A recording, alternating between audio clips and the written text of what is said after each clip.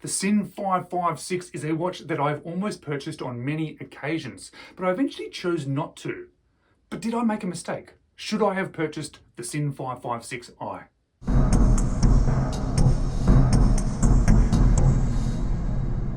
Hello, you're watching James. My name's James, you're watching me, and I'm talking about watches. And in particular, I'm talking about the Sinn 556i, a watch that I have almost purchased on many occasions. But I ended up buying a different watch. But did I end up making a mistake by buying a different watch? Well, I'm going to be able to show that to you in the near future because I'm going to be doing a side-by-side with this watch with the one that I ended up purchasing. But today I am going to concentrate on that Sinn watch, a watch that I haven't purchased myself. It is a watch that has been lent to the channel. I want to say a big thank you again to my friend Sam for once again lending me another one of his personal watches so I can get some hands-on experience with it and share those experiences with you. But because it is a watch that is not mine, that I have not been wearing a lot, this is not a full in-depth review, but I have specifically put some effort into looking at this watch, feeling this watch, getting a bit of an experience with it so that I can sort of show you some of the things that I think are quite amazing about it. So for now, let's flip the camera and let's check out this Sinn. Now, if you're considering buying one of these Sinn 556i's, well, you're going to be spending around about 2,200 Australian dollars. And I've noticed that recently these watches, the price of these watches has gone up significantly. They've also seemed to be holding their value second-hand as well, and even having gone up in value. So if you are interested in one, just be aware of the pricing of this one. It comes in a fairly good packaging.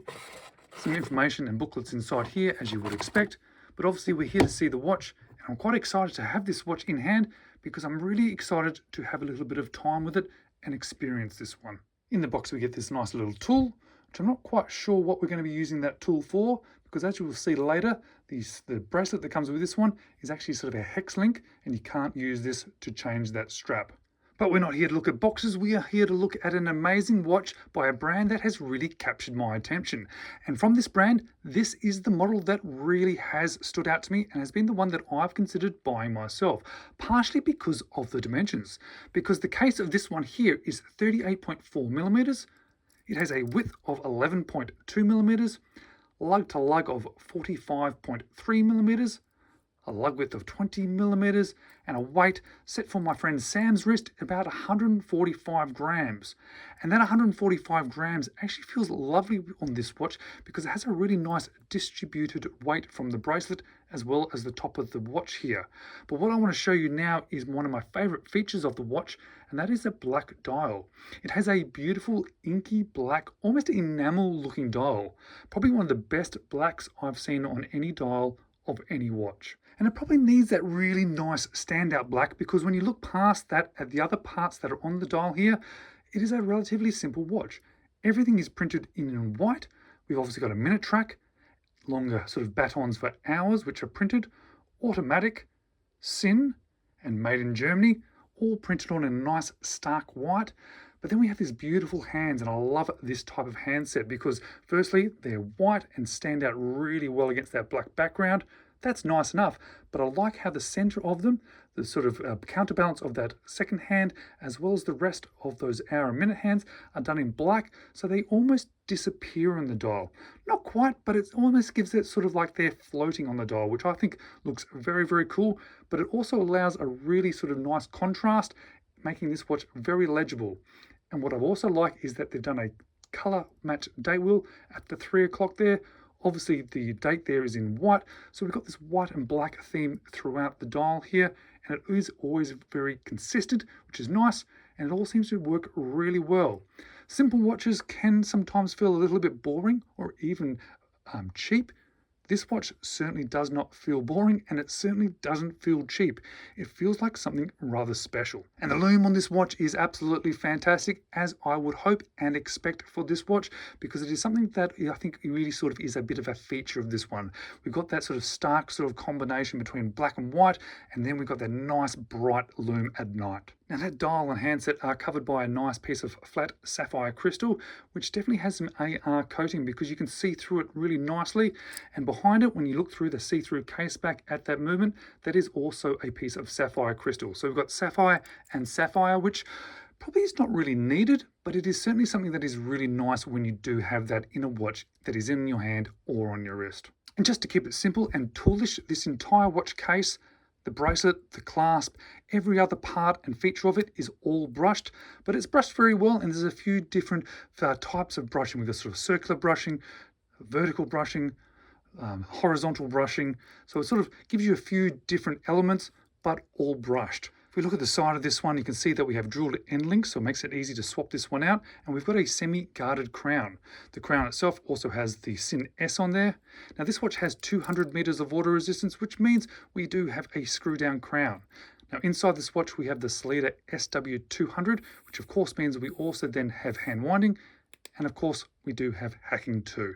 And I'm always quite interested to see how movements are performing. This watch was bought new by Sam about a year ago, and he's been wearing it regularly. And it would be nice to see how now this watch is performing. So let's stick it on the time grapher.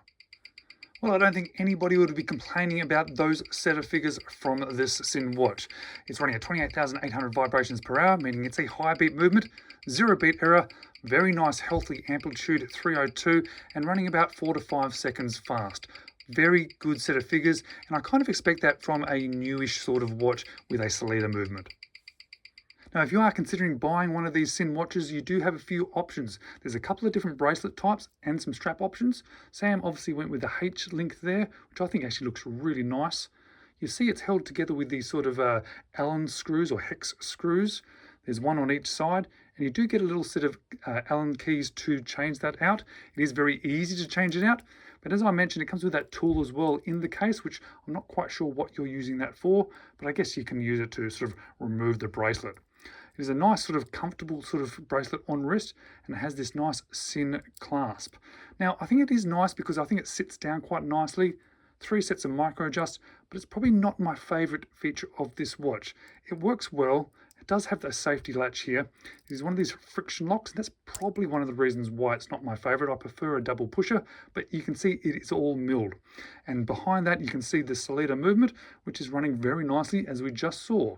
But then we have a very weird feature. This is a, I'm not sure what style watch this is, but what it isn't is a dive watch. So I'm not sure why it has a diver's extension. I guess it does have 200 meters of water resistance, so you could use it as a dive watch. So perhaps they are expecting people to use this as a dive watch. But without a sort of timing bezel, I'm not sure why you would. Now, because this one is Sam's, I haven't adjusted it, so it is sitting a little bit loose on my wrist. But what I can say is it is extremely comfortable, and that size really does fit my sort of 6 3/4 or around about 17 centimeter wrist really well. It's a great set of dimensions for me, and it just really looks nice.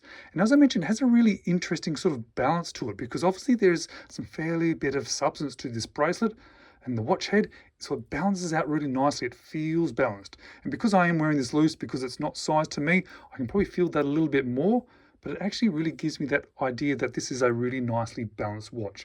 But what do I like about it? What don't I like about it? And what would I change?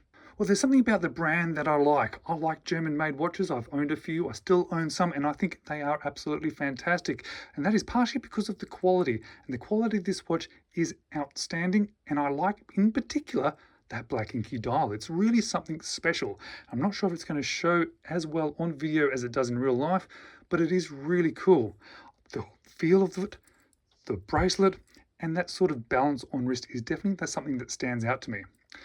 The clasp is probably not my favorite, and that diver's extension is a little bit weird, so I'm not really sure what's going on with that. Not sure why that decision has been made. So there's probably the couple of things that I would change.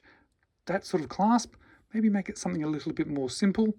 And I'm always going to say that that date window there, down at 6, possibly might look a little bit better. But I'm probably going to say that about any watch that has a date window at the 3 o'clock. What I can say is, though, it does sort of integrate well, so it's not a bad feature. It's just something that I would change if I had the opportunity to do so. But the thing about this watch, the thing that worries me most, or the thing that I have gone through in my own head on many occasions, is do I buy this Sinn watch or do I buy a Damasco watch? I obviously ended up buying a Damasco watch.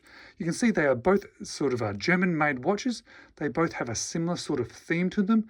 They are similar sort of priced.